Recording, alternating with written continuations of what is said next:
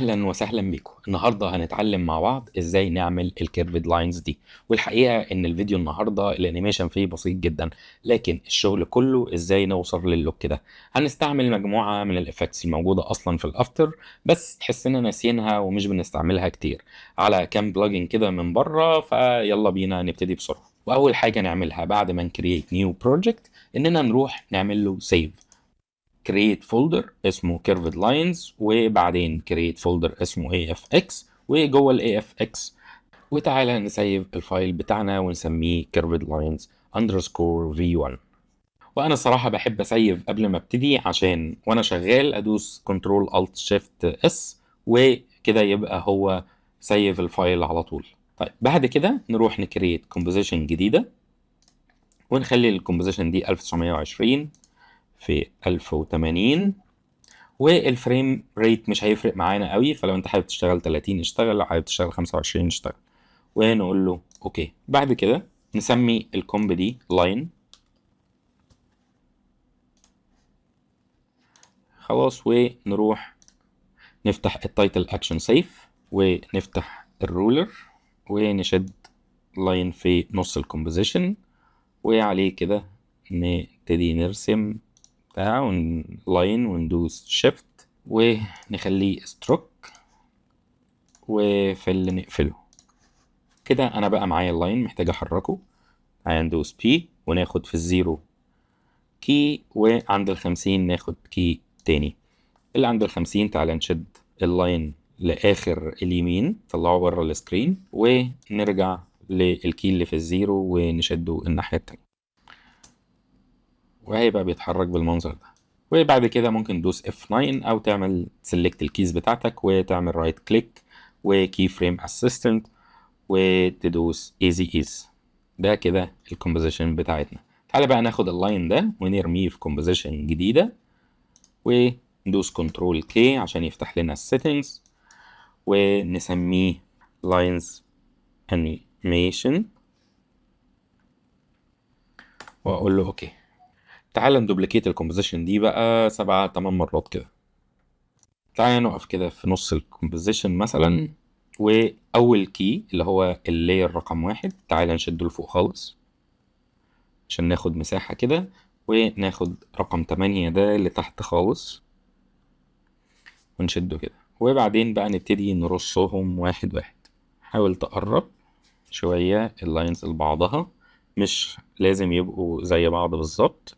هوريك ازاي ممكن نظبطهم واحد ورا التاني كده. هي بروسيس طويلة شوية بس مفيش طريقة تانية كده. وبعدين فاضل ده ونشد بقى 8 ده عليه كده، ونمسكهم كلهم ونروح على الالاين واقول له ان انا عايز اعمل ديستريبيوت لللايرز دي، وبعدين اشدهم كلهم لتحت.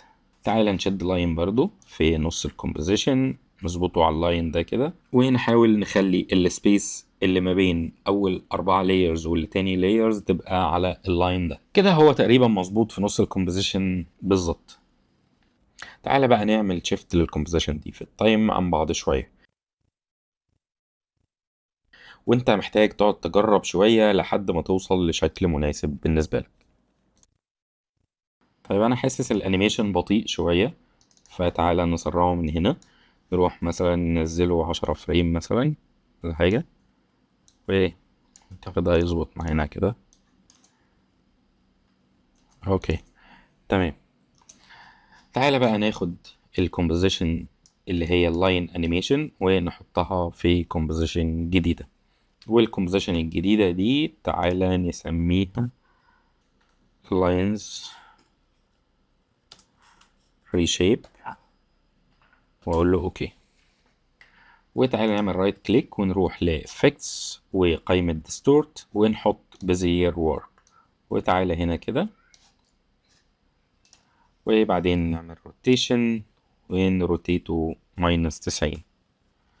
اوكي ونسكيله كده شوية ونسكيله كده شوية. خلاص فأنا كده ايه قلبته. تعالى بقى نروح نمسك البزير وورك ونيجي هنا كده مثلا ونشد ده كده ونشد ده كده. هتلاقي هنا اللاينز ابتدت تتكسر عادي جدا. تعال نروح في البيزير وورب في الكواليتي وخليها 10. وبعدين ممكن نرفعه من فوق شوية كده فيبقى عريض من تحت ورفيع من فوق. بصوا هي بروسس هتاخد وقت شوية، فخلينا نسبيد الحتة دي ونرجع نكمل الترايل مع بعض. تعالوا نشوف بقى دلوقتي. هنلاقي اننا وصلنا تقريبا للشكل المطلوب، وان الانيميشن ادانا الاحساس بان الخطوط دي او اللاينز دي بتلف معانا. كده احنا تقريبا خلصنا الجزء اللي فيه انيميشن. تعالى بقى نشوف هنعمل ازاي اللوك. تعالى نعمل بري كومبوز لدي، كنترول شيفت سي، واقول له موف اول اتريبيوتس واسميها لاينز مات. اوكي. دلوقتي انا محتاج ريفلكشن ماب، والريفلكشن ماب هي حاجه هنستعملها زي ما بنستعمل ال HDRI كده في ال 3D. فلو كتبنا HDRI to due light وجبت الصور، فهلاقيها كلها عبارة عن مساحات متكونة من أبيض وأسود في الغالب، أو إن هو الأبيض والأسود والدرجات اللي ما بينهم في الجراي. فتعالى نروح نكريت إحنا واحدة، فنكريت new composition ونسميها reflection map unit. أوكي. وتعالى نسينا نعمل حاجة، نخليها سكوير 500 في 500 مثلا، وأقول له أوكي. وتعالى نفتح الجراد بقى عشان ايه تساعدنا شوية في تظبيط المقاسات. فأول حاجة ممكن أعملها إن أنا مثلا هاخد حاجة من هنا لهنا مثلا، وبدل ما هي ستروك أخليها فل.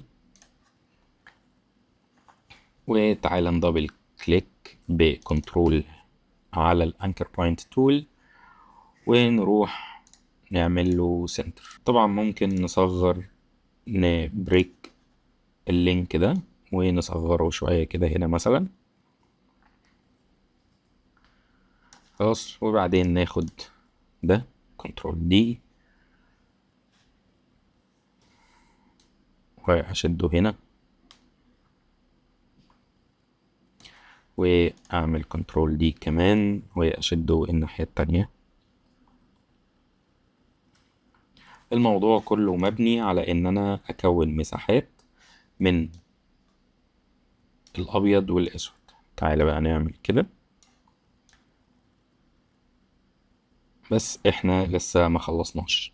تعالى ندي لده فاست بلير ونخليه كده مثلا، وده ناخد كوبي من ده نحطه هنا، واللي في النص برضو نحطه عليه، بس نقلله شوية كده. طبعا عشان الباك جراوند السودة دي تعالى نعمل سوليد ونخليها جراي مثلا. اوكي. وننزلها تحت خالص. فبقى عندنا ريفلكشن ماب، بس دي يونت. تعالى بقى ناخد الريفلكشن ماب نحطها في كومبوزيشن جديدة ونسميها ريفلكشن ماب بس. اوكي. ونعمل نغير مقاسها ل 1920 في 1080 واقول له اوكي. ونحط عليها موشن تايل ونخليها كده مثلا، وفي كده، ونعمل ميرور للإدجز عشان تبقى مسلمة بعضها. وتعالى نعمل لها سكيل شوية. تعالى بقى نرجع اللاينز ريشيب دي ونغير اسمها، نخليها لوك ايه، ونحط جواها الريفلكشن ماب بتاعتنا نخليها تحت.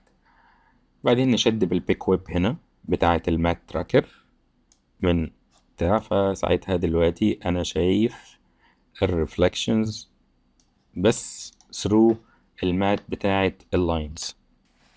وبعدين اروح على الريفلكشن ماب و effects، قائمة distort تاني، واحط عليها بلابلايز سي بلابلايز. هلاقيه ابتدى يقطع في الصورة كده. تعالى نفتح بقى الاوبشنز بتاعته. اول حاجة هو بيعمل كات لللاير، فانا عايز اقفل الكات خالص، انا مش محتاجه. تاني حاجة انا عايزه ياخد يعمل بلوبلايز او يأفكت في اللاير بتاعي ثرو الالفا بتاعته. تالت حاجة تعالى بقى نقفل دي شوية واقول له ان انا عايز اللاينز. بص دلوقتي بقى عندي اللايرز تقريبا خدت الشيب 3D. تقدر تكنترول طبعا الريفلكشنز اللي على الاطراف دي او الهايلايتس دي بالسوفتنس. فانا هستيك ل10 مثلا. اوكي، تعالى بقى نشوف الانيميشن. لو اقول له عند الانيميشن هنا،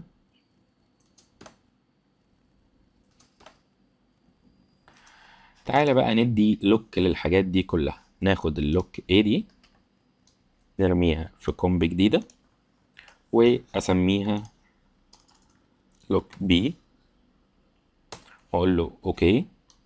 تعالى ندي مثلا عليه نحط كيرفز، والكيرفز دي تعالى نلعب في البلو بتاعها، نزود الازرق شوية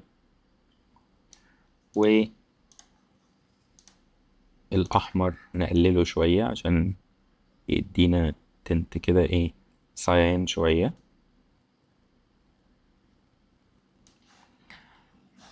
تعالى بص الافكت فرق ازاي. طيب بعد كده نستعمل الديب جلو. والديب جلو بلجن بصراحة مفيش اي بلجن بتاع جلو انا شايفه بيدي نفس الافكتس بتاعته وبيأفكت بشكل مختلف. فخلينا نقلل الانتنسيتي بتاعته او الاكسبوجر بتاعه ل 0.1 مثلا كده. وانا عايز ادي لايت كده من ناحية من الناحيتين، فممكن اعملها هنا في اللايتنج في الCC بلابلايز، اغير النور ده الازرق مثلا. اوكي، وبدل ما هو distance اخليه point، والبوينت دي اقدر كنترول هي بتضرب ازرق منين. فممكن نجيب الازرق من هنا مثلا كده، وبعدين نرجع تاني بره فهلاقي الافكت ظهر عليه. اروح احط عليه ايكو، والايكو هنا الشفت بتاعه قليل شوية فانا محتاج اشفته شوية عنه. وتاني حاجة اخليهم 3 مثلا، وبدل ما هو اد انا ممكن اخليه composite in front او in back، او ممكن اخليه maximum واروح اغير الديكي بتاعه.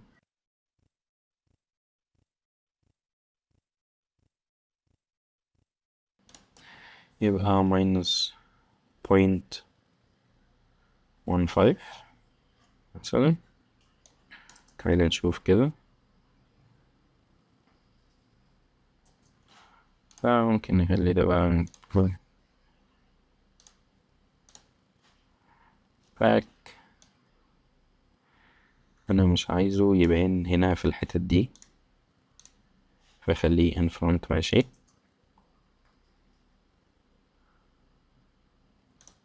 وبعد كده تعالى نكريت سوليد، والسوليد ده خليه ازرق مثلا كده غامق او غامق كده مثلا، ونشده تحت ونحط عليه فل عشان نبتدي نظبط. تعالى نبيك مثلا لون زي ده مثلا كده ونغمقه شوية عشان ناخد من نفس التنت بتاعه.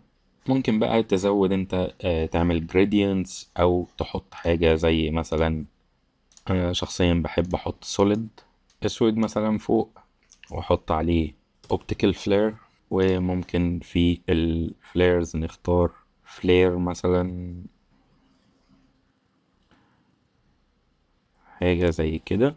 اقول له اوكي، واقول له هنا ان انا عايزها on transparent واحطها هنا كده، واغير لونها للون الازرق. بس الاقيها طبعا فاتت الدنيا فهروح اعملها screen او even add عليه واعمل لها ماسك شوية تاني نروتيته كده شوية، وأدوس F عشان أفتح الفيزر وأعمل له فيزر كده شوية. حاجة كمان وإننا ممكن نضيف كروماتيك أبريشن، سواء بإننا نروح نحط الكويك كروماتيك أبريشن على اللاير بتاعنا، أو إننا من الديب جلو نفسه، لو عندك ديب جلو تروح للكروماتيك أبريشن وتعمل له enable، وتقدر هنا تتحكم فيه طبعا في الاماونت بتاعه. حاجة أخيرة، لو عايز تغير لون اللاينز دي، أنا بفضل إن أنت طبعا تقدر تحط adjustment layer وتحط عليه هيو وتغير الألوان كلها مرة واحدة. بس أنا شخصيا بحب إن أنا أخش جوه الرفلكشن ماب وأحط عليها، حط التنت وروح غير الوايت مثلا وليكن أحمر مثلا. أوكي، تعالى بقى نرجع بره هنلاقيه خد اللون الأحمر معانا، ومحافظ على فكرة الرفلكشنز، مش إن أنا بغير لون بس. بكده نبقى خلصنا فيديو النهاردة، أتمنى إن انتوا تكونوا استفدتوا منه أكبر كم من الاستفادة الممكنة. ولو عندكم أي أسئلة اكتبوا لي في الكومنتس تحت، وما تنسوش تعملوا لايك وشير وسبسكرايب على اليوتيوب تشانل. شكرا وأشوفكم الفيديو الجاي.